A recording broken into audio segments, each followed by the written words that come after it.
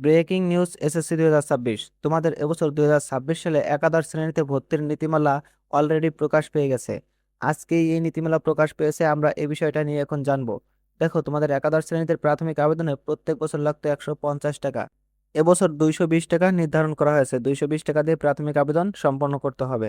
এবং তোমার কোন কলেজে ভর্তি হতে কত টাকা লাগবে এবছর তারা নির্ধারিত করে দিয়েছে। দেখো, বাংলা ভার্সনের জন্য মেট্রোপলিটন, ঢাকা মেট্রোপলিটনের মধ্যে বাংলা ভার্সনও 5,000, ইংলিশ ভার্সন 5,000। এবং মেট্রোপলিটন ঢাকা ব্যতীত এটা সরকারি ক্ষেত্রে, ঠিক আছে, সরকারি ক্ষেত্রে এমপিও ক্ষেত্রে বাংলা ভার্সন এবং ইংরেজি ভার্সন উভয়ই 3,000 টাকা। এবং জেলা পর্যায়ের 2,000 টাকা।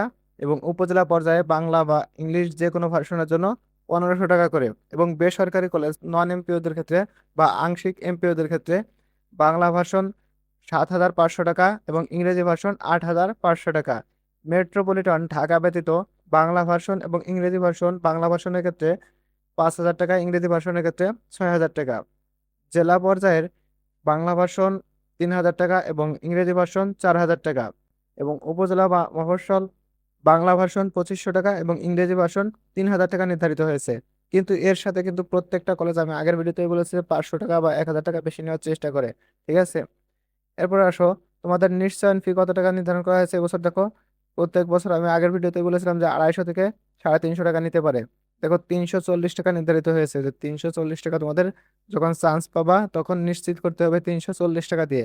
এর মধ্যে কোনটায় কত ফি নিচ্ছে এটা তারা উল্লেখ করে দিয়েছে, অর্থাৎ রেজিস্ট্রেশন ফি 142 টাকা, ক্রীড়া ফি 50 টাকা, এগুলো না বলি, সর্বশেষ টোটালে তোমার 340 টাকা দেওয়া লাগবে।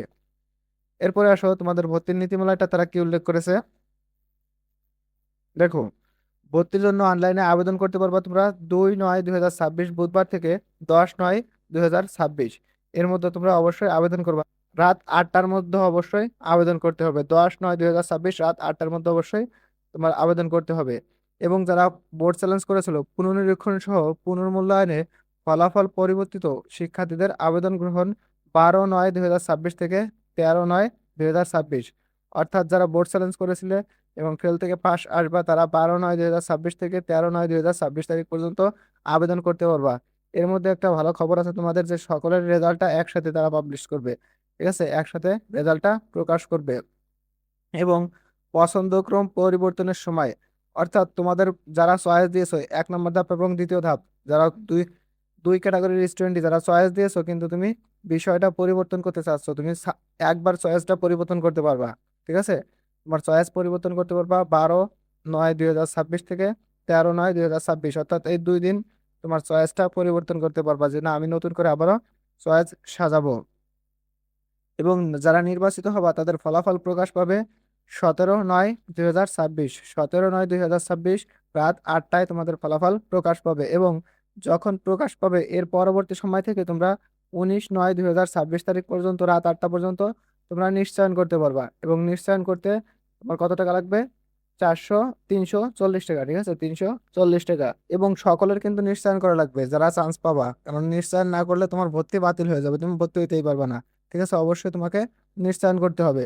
ভর্তি তোমাদের অবশ্যই 20/9/2026 রবিবার থেকে 22/9/2026 মঙ্গলবার এর মধ্যে ভর্তি হতে হবে। এবং ক্লাস শুরু হবে 23 সেপ্টেম্বর থেকে। আশা করি বুঝাইতে পারছি। এর বাইরে যদি তোমাদের কোনো প্রশ্ন থাকে বা বুঝতে কোথাও অসুবিধা হয়, ও আরেকটা বিষয় আমি মিস করে গেছি, যে তোমাদের কোটা আছে এবছর। কোটার ক্ষেত্রে যদি আমরা দেখি, টোটালে 7% কোটা আছে তোমাদের ক্ষেত্রে। দেখো, আমরা যদি কোটার নিয়মটা দেখি, তোমার পিতা মাতা যদি শিক্ষা মন্ত্রণালয়ে চাকরি করে তাহলে 1%, এবং যদি কোনো যে কলেজে তুমি আবেদন করতেছো সেই কলেজে চাকরি করে তাহলে 1%। টোটালে তোমরা 2% সুযোগ পাচ্ছ। এবং মুক্তিযোদ্ধার সন্তানদের জন্য 5%, টোটালে 7%। ঠিক আছে, মুক্তিযোদ্ধার 5% আর তোমাদের জন্য 2%, টোটালে 7% স্টুডেন্ট আবেদন করবা কোটার ক্ষেত্রে। এবং 93% সাধারণ স্টুডেন্টরা আবেদন করার সুযোগ পাচ্ছে। এবং 5% হচ্ছে মুক্তিযোদ্ধার সন্তানদের জন্য। আশা করি বুঝাইতে পারছি। এর বাইরে যদি কোনো প্রশ্ন থাকে অবশ্যই কমেন্টে প্রশ্ন করে যাবা, আমি উত্তর দেওয়ার চেষ্টা করব। ভালো থাকো তোমরা সবাই। আল্লাহ হাফেজ।